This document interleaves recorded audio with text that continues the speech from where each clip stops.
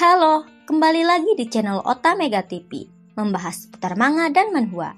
Kali ini Mimin akan membahas manhwa yang berjudul Master Kekuatan Spiritual. Jangan lupa like dan tekan tombol subscribe-nya. Kita lanjut ke alur ceritanya, part 19. Malam harinya, ketika mereka bertiga membicarakan obat pil yang Kangkin berikan kepada Jun dan Su. Pil obat itu membuat Jun dari prajurit level 3 naik ke level 5. Jun juga tak menyangka Su yang tidak punya kultivasi tapi tiba-tiba bisa menjadi prajurit level 7. Kangkin pun memberitahu bahwa nadi spiritual Su sangat istimewa. Nadinya pun terblokir sejak lahir, jadi Su benar-benar tidak dapat berlatih seni bela diri. Namun begitu diaktifkan, levelnya akan meningkat dengan pesat, sama seperti Nirwana Phoenix. Maka itu dinamakan sebagai nadi spiritual Nirwana. Su dengan bangga bilang ke Jun, dengan penyembuhan spiritual yang mengaktifkan nadi spiritualku, menjadi kultivasiku langsung meningkat melebihi darimu. Jun yang mendengar itu sangat iri. Su juga mengatakan dirinya dari kecil tidak punya bakat dalam seni bela diri dan selalu dianggap sebagai aib keluarga. Tapi tak disangka, kecelakaan yang menimpa dirinya membawa keberuntungan. Kangkin pun menyuruh Su untuk terus meningkatkan kekuatan agar bisa mempertahankan posisinya. Su pun mengatakan dirinya akan sangat berusaha. Setelah itu Jun dan Su memohon Kangkin menerima mereka berdua untuk menjadi anak muridnya. Mereka berdua pun bersedia menjadi bawahan Kangkin karena Kangkin telah berbuat banyak terhadap keluarga Jiang dan keluarga Su. Lalu Kangkin pun menerimanya karena sudah menganggap Jun dan Su adalah sobatnya. Kemudian Jun dan Su memperlihatkan undangan yang mereka berdua dapatkan. Ketika Kangkin melihat undangan itu, Kangkin tidak menyangka keluarga Wei mengundang mereka berdua ikut serta dalam rapat pahlawan yang diadakan setengah bulan nanti. Lalu Jun memberitahu keluarga Wei sengaja mengundang mereka berdua karena keluarga Wei ingin menguasai keluarga Jiang dan keluarga Su. Keluarga Wei juga sangat ambisius dan kali ini keluarga Wei mungkin akan mengambil tindakan. Kangkin pun mengatakan mereka harus pergi karena mereka pun tidak akan terus bersembunyi dari keluarga Wei. Selain itu, Kangkin pun berharap dirinya bisa mendapatkan informasi mengenai orang tuanya dari keluarga Wei. Jun dan Su mengkhawatirkan bosnya Kangkin dan kepala keluarga Wei yang sama-sama berada di level master, dan jika mereka berkelahi, pasti kedua orang itu akan sangat menakutkan. Setelah itu Jun dan Su pamit. Setelah mereka pergi, Kangkin pun sangat senang. Ketika Mbak In dan Kangkin bermesraan di kamar, seorang wanita yang berada di tubuh Mbak In merasa kesakitan. Wanita itu sangat kesal kepada bocah tengik yaitu Kangkin. Seorang wanita yang berada di tubuh Mbak In juga merasakan apa yang dirasakan Mbak In yang sedang bermesraan. Lalu wanita itu dengan marah mengeluarkan kekuatannya. Tak lama Kangkin berada di dalam energi hijau dalam tubuh Mbak In. Wanita itu menatap Kangkin dengan tatapan amarah. Kemudian wanita itu langsung menyerang Kangkin menggunakan kekuatannya. Kangkin pun langsung lari. Ketika menghindar dari serangan wanita itu, Kangkin berteriak memarahi wanita itu.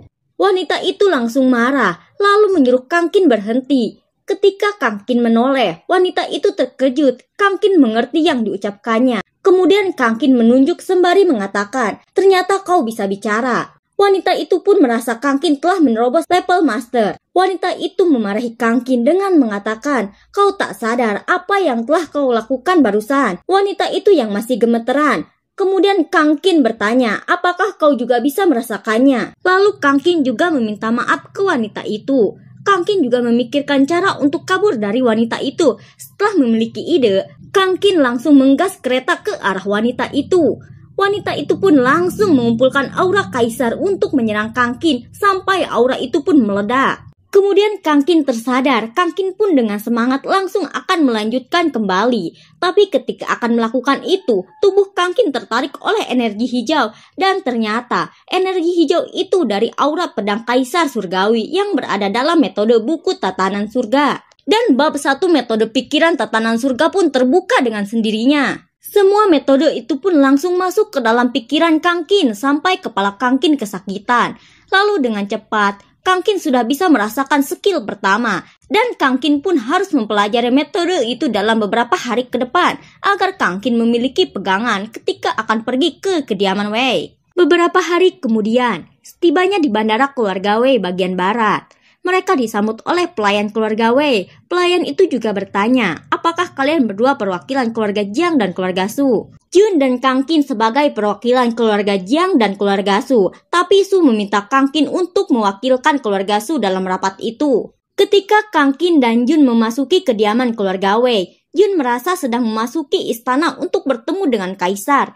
Kang Qin pun bilang, Wei Yuan sengaja mengatur semua ini agar kita mendengar perintahnya. Para tamu pun sudah menunggu Wei Yuan yang tak kunjung turun. Para tamu pun menggosipkan rumor mengenai kepala keluarga Wei dengan mengatakan bahwa Wei Yuan orang yang sangat angkuh. Tak berselang lama, kepala keluarga Wei pun keluar. Ketika keluar, Wei Yuan sengaja mengeluarkan kekuatannya dari belakang, sampai aura kekuatan itu mengenai para tamu. Ketika Wei Yuan turun, Wei Yuan mengatakan, sudah bertahun-tahun keluarga besar kami selalu mendapatkan tekanan dan hinaan dari keluarga tersembunyi. Wei Yuan juga ingin membentuk aliansi dengan seluruh para undangan untuk melawan mereka bersama-sama, dan tentunya sebagai yang paling terkuat dari 4 master yang harus menjadi ketua aliansi. Lalu Wei Yuan bertanya, apakah ada yang keberatan mengenai hal itu? Para undangan pun sudah tahu Wei Yuan ingin menguasai mereka, tapi jika mereka menolak, mereka tidak akan bisa keluar hidup-hidup.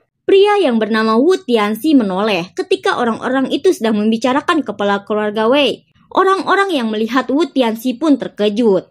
Kang Qin yang melihat Wu Tianxi berkata, aura tubuh pria itu terlihat sangat muda, tapi sebenarnya pria itu umurnya sudah lebih dari 60 tahun. Lalu Jun membisikkan dan memberitahu Kang Qin, pria itu adalah kepala keluarga Wu, seorang master yang ahli dalam ilmu sihir, dan tidak disangka pria itu juga mengandalkan keluarga Wei. Tiba-tiba seorang pria dari keluarga Yuan menentang kepala keluarga Wei. Wu Tianxi langsung mengeluarkan sihir cacing hitam untuk menyerang pria dari keluarga Yuan. Sihir cacing hitam langsung mengenai tubuh pria itu, sampai tubuh pria itu habis digerogoti sihir cacing hitam, dan dalam waktu sekejap pria itu pun langsung tewas. Lalu Wu Tianxi memperingatkan seluruh tamu dengan mengatakan, kepala keluarga Wei sangat murah hati, jadi dia tidak akan turun tangan. Kemudian Wei Yuan pun ikut bicara dengan mengatakan, kalian semua tidak perlu takut, jika kalian semua tidak bersedia bergabung juga tidak apa-apa, tapi tidak baik bicara omong kosong karena akan menyinggung Wu Tianxi. Orang-orang di sana pun tidak punya pilihan lagi, dengan terpaksa mereka bergabung dengan keluarga Wei, dan hampir seluruh keluarga bersedia gabung dengan keluarga Wei. Wei Yuan pun sangat senang, semua keluarga yang hadir bersedia bergabung dengan keluarganya. Saat Wei Yuan mengucapkan selamat datang, Kang Qin dari belakang tamu undangan langsung menyuruh tunggu. Lalu Kang Qin mengangkat tangan sembari mengatakan, keluarga Su dari kota Sangjing tidak bersedia bergabung dengan keluarga Wei. Dan Jun pun mengatakan hal yang sama. Kekuatan sihir cacing hitam pun langsung akan menyerang Kang Qin. Ketika sihir itu akan menyerang, Kang Qin langsung mengeluarkan kekuatan pedang Janlu miliknya. Kang Qin pun langsung menyerang balik Wu Tianxi menggunakan pedang Janlunya sampai Wu Tianxi tewas dalam sekejap. Orang-orang yang melihat itu terkejut. Orang-orang di sana merasa pernah mengenal pria itu sembari menunjuk ke Kang Qin. Orang itu juga mengatakan pria itu adalah master kelima yang baru dipromosikan oleh militer Yangxia yang bernama Kang Qin. Wei Yuan tidak akan diam saja melihat sahabatnya dilenyapkan. Wei Yuan pun akan membalaskan dendam sahabatnya ke Kang Qin. Wei Yuan pun langsung menyerang Kang Qin dengan mengeluarkan jurus kobaran api. Kang Qin yang melihat kekuatan pedang kobaran api itu merasa energi spiritual yang sangat kuat. Kang Qin pun langsung menahan serangan pedang kobaran api itu menggunakan pedang Janlu miliknya. Kang Qin pun berusaha keras menahan serangan itu, walaupun serangan itu jauh dari levelnya. Kang Qin pun hanya berada di level awal master, sedangkan Wei Yuan sudah berada di level puncak master.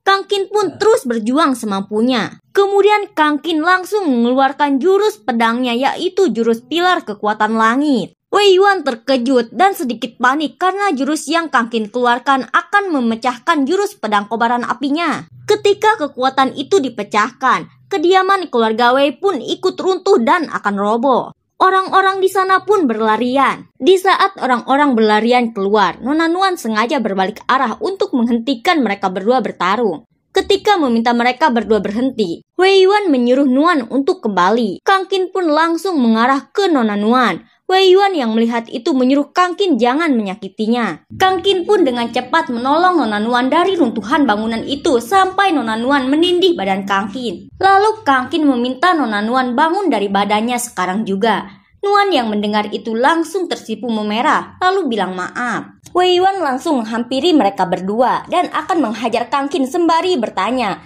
"Nuan, kau kenal dengan bocah ini?" Lalu Nuan langsung menghalangi kakaknya itu. Lalu Nuan memberitahu, "Kau tidak tahu kalau Jiang Lun si tua brengsek itu menjebakku dan telah membuatku hampir jadi santapan ular berkepala 3. Dan untung saja ada Kang Qin yang menyelamatkanku." Wei Yuan yang mendengar itu sangat marah dan mengatakan, "Jiang Lun si tua brengsek itu telah mencelakai adik kesayanganku. Di mana si Jiang Lun itu? Aku akan membunuhnya." Nona Nuan pun membalas, "Si tua brengsek itu sudah mati oleh emosinya sendiri." Wei Yuan yang mendengar itu sedikit terkejut. Kemudian Nuan langsung memohon kepada kakaknya agar tidak mempersulit Kang Qin lagi. Lalu Wei Yuan pun melepaskan Kang Qin. Wei Yuan juga berpikir, Kang Qin telah memiliki pedang Janlum milik keluarga Wei. Jika dirinya terus melawan Kang Qin, pasti akan berakhir imbang. Setelah Kang Qin berhasil menghancurkan aliansi keluarga Wei, Kang Qin pun langsung memanggil dan mengajak Jun pergi.